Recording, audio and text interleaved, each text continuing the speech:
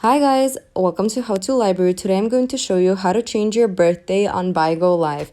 As you can see right now, I'm on my profile.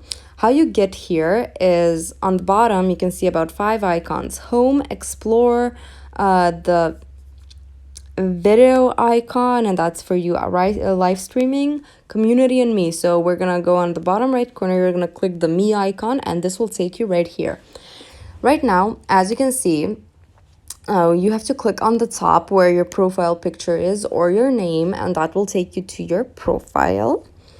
And here's your Bigo Live profile. Now, at the top right corner, there are 2 icons. We're gonna click on the right icon, and this will take us to here. If you want to change your profile picture and a lot of more options. Now, you're gonna go like down and you have name, gender, and birthday.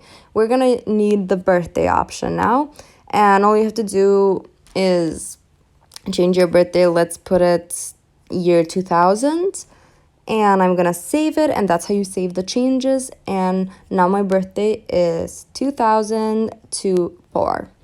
That's how you do it. Thank you for watching. Do click the like button if this video helped you, and subscribe to our channel for more helpful videos. Bye guys.